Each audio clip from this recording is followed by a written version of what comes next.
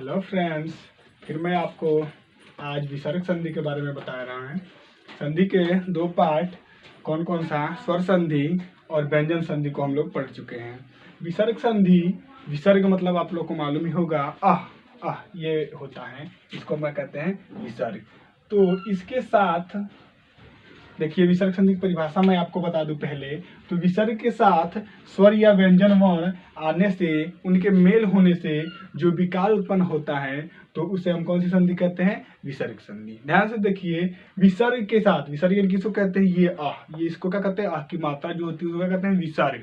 तो विसर्ग के साथ अगर स्वर और व्यंजन वर्ण आता है, जो विकार उत्पन्न होता है, तो वहां पे जो विकार उत्पन्न होता है उसे हम कौन सी संधि कहते हैं? विसर्ग संधि कहते हैं। तो यहाँ पे ये विसर्ग संधि, ये इसके लिए हमें मेहनत की जरूरत होती है। ये इसके लिए जो नियम बने हैं, इस नियम पे हम जितना मेहनत करेंगे, ये विसर्ग संधि हमारे लिए आसान हो जाएंगी। मैं अपने हिसाब से इसको पहचानने का आसान तरीका, संधि विच्छेद करने का आसान तरीका बताने का प्रयास कर रहा हूँ। देखिए, पहला क्या होता है कि जब कोई, देखिए, तो सबसे पहले आप लोग को स्वर संधि आप लोग पूरी तरह पढ़ चुके हैं, व्यंजन संधि पूरी तरह पढ़ चुके हैं। उस नियम को इसमें देख लीजिए। जो नियम अगर उनमें पढ़ा हुआ कोई नियम नहीं लगे, तब आप लोग आ जाइएगा कहाँ पे? विसर्ग संधि पे। देखिए, जैसे उसमें भी हम लोग सौ पढ़े थे, सौ के साथ च आता था, च के साथ आधा च, फिर पूरा च, उसको भी हम संधि विच्छेद के व्यंजन संधि के अंदर, ओ की मात्रा, आ की मात्रा, ऐसा हम पूरी पहचान पढ़ चुके हैं। हमें कुछ नहीं दिखे तो आते हैं विसर्ग पे। जैसे देखिए, सबसे पहला नियम ये कहता है इसका कि विसर्ग के बाद, यानी विसर्ग के बाद च या छ, क्या है? च, याद कीजिएगा। विसर्ग के बाद च या छ आए तो उसका तालव्य स, तालाबी स, ये होता है ना, तालु से बोलने वाला, ये स बड़ा वाला, ये हो जाता है। विसर्ग के बाद ट या ठ आए, विसर्ग के बाद ध्यान दीजिए, ट या ठ जब आता है तो मूर्धन्य स हो जाता है, बीच से जो ये लिखते ही वाला। और विसर्ग के बाद जब त या थ आता है तो वहां पे ये छोटा वाला स दांती स हो जाता है। इसको हम उदाहरण के हिसाब से करेंगे, ऐसे रटेंगे तो हमारे नहीं हो पाएगा। देखते हैं उदाहरण के हिसाब से। देखिए, यहाँ पे जैसे दिया निश्चय, आधा स होता है। देखिए, जो भी होगा आधा, अर्ध होगा वो, अर्ध। देखिए यहाँ पे निश्चय, आधा, ये तालव्य स है। इसके बाद से क्या है? च है, च। देखिए, आधा जो, इसके बाद क्या रहा? च। तो देखिए, हमने बताया विसर्ग के बाद च या छ है, क्या है? च या छ, तो वहां पे विसर्ग का तालव्य स, अर्ध तालव्य स हो जाता है। देखिए, निश्चय, निह प्लस में चय, निश्चय। देखिए, तालव्य स के बाद च। देखिए, अभी हमने बताया ट या ठ है। देखिए, ये अर्धमूर्धन्य श है। इसके बाद क्या है? ट, क्या है? ट, ट है ना, तो यहाँ पे धनु प्लस में टंकार, धनु प्लस में टंकार, ये विसर्ग के बाद क्या आया? ट आया। अब यहाँ पे देखिए, ये निस्तार, देखिए निस्तार, ये छोटा वाला स है ना यहाँ पे। इसके बाद क्या है? त है, तो त था, विसर्ग के बाद त था आता है, ये छोटा वाला अर्ध स हो जाता है। देखिए, निस्तार, निह प्लस में तार, निह प्लस में तार। इसके लिए हमें काफी मेहनत करना पड़ता है। इसके लिए पहले नियम है, नियम याद कीजिएगा। कैसे याद करेंगे? देखिए, विसर्ग के बाद च छ है, च या छ है तो अर्ध तालव्य स। विसर्ग के बाद ट या ठ आए, अर्ध मूर्धन्य श। और विसर्ग के बाद त या थ आए तो अर्ध छोटा वाला स होता है, यानी दांती स होता है।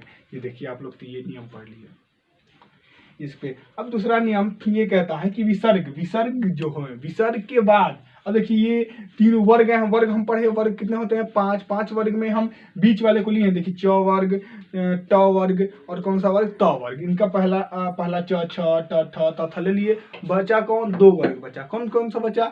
क वर्ग बचा और प वर्ग। तो क वर्ग से भी क ख ले लिए पहला वर्ग, और उसके लिए प फ ले लिए। तो विसर्ग के बाद जब क ख प फ, ध्यान से सुनिएगा, इसका नियम अजीब है। देखिए, विसर्ग के बाद क ख प फ आए और उसके पहले, विसर्ग के पहले इकारांत या उकारांत आए, यानी कि ई, छोटी की मात्रा या बड़ी की मात्रा लगाओ।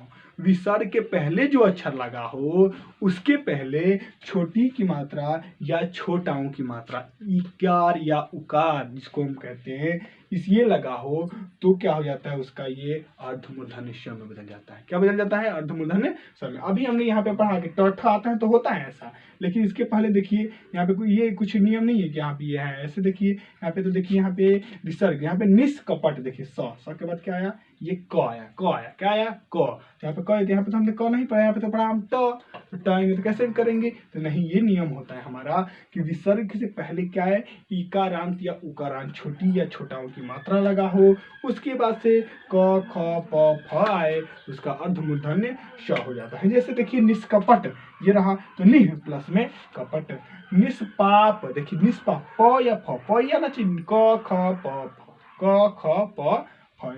निष्पाप, निह प्लस में पाप। यहाँ पे देखिए निष्फल, निह प्लस में फल। ये देखिए आपका विसर्ग के पहले क्या है? नी, छोटी की मात्रा आया कि नहीं? नी प्लस में फल, प फ आया कि नहीं? अब देखिए निष्कारक, कारण, निष्कारण, स के बाद क आया, और ये आपका सबसे पहले क्या है? नी, ई छोटी की मात्रा आया तो निह प्लस में कारण। यहाँ पे देखिए दुष्कर, दु, देखिए उ की मात्रा है कि नहीं? दु, और प्लस में कर, क ख दु। ये नियम कहता है आपका कि विसर्ग के बाद क ख प फ आए और विसर्ग के पहले क्या रहे? छोटी या बड़ा छोटाओं की मात्रा रहे, तो वहां पे विसर्ग का क्या हो जाता है? अर्धमूर्धन्य श हो जाता है। याद हुआ? अब हम देखते हैं तीसरा नियम क्या कहता है। तीसरा नियम इसका ये कहता है कि विसर्ग के बाद किसी वर्ग का तीसरा चौथा पांचवा, कौन सा? तीसरा चौथा पांचवा वर्ण। विसर्ग के बाद तीसरा चौथा पांचवा वर्ण अंतस्थ व्यंजन, कौन कौन? य र ल व, य र ल व। विसर्ग के बाद किसी वर्ग का तीसरा चौथा पांचवा वर्ण या अंतस्थ व्यंजन या ह, या क्या कहते हैं? ह आए तो विसर्ग किसमें परिवर्तित हो जाता है? ओ हो जाता है। क्या हो जाता है? ओ। ध्यान से सुनिए, विसर्ग के बाद तीसरा चौथा पांचवा वर्ण, तीसरा चौथा पांचवा वर्ण या अंतस्थ व्यंजन य र ल व या ह आए तो विसर्ग का क्या हो जाता है? ओ में बदल जाता है। किसमें बदल जाता है? ओ। जैसे देखिए सरोज, ओ की मात्रा, हाँ इसको हम देखेंगे गुण संधि, ओ की मात्रा गुण संधि में होती है, लेकिन उसमें क्या होता है? अ या आ के बाद क्या होता है? क्या आता है? छोटाऊं या बड़ाऊं।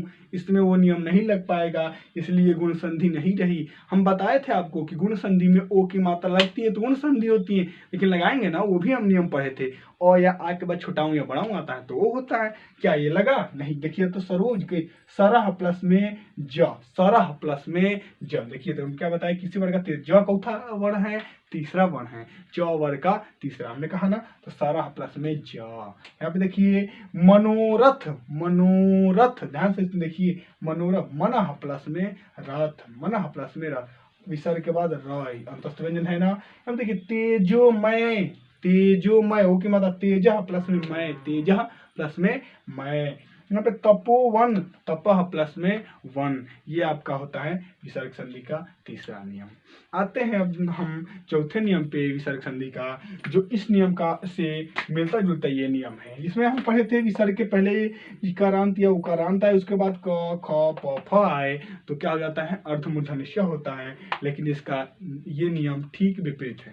यदि विसर्ग के बाद क ख प फ आए, हाँ ये ध्यान रहे, इसमें ये नहीं इकारांत उकारांत नहीं आए, क ख प फ है, तब क्या होता है? विसर्ग का अपरिवर्तित रहता है। ठीक वैसे ही लिखते हैं। जैसे देखिए यहाँ पे प्रातः काल, प्रातः काल, विसर्ग के बाद क्या? देखिए क है ना, जैसे लिख दिया प्रातः प्लस में काल, प्रातः प्लस में काल। यहाँ पे यशः पालन, यशः प्लस में पालन। हाँ तो दोस्तों ये विसर्ग संधि के कुछ नियम और हैं जिसको मैं थोड़ी देर में बताने का प्रयास करता हूँ। ये इस पे जगह थोड़ी सी कम है, फिर मैं आता हूँ अभी।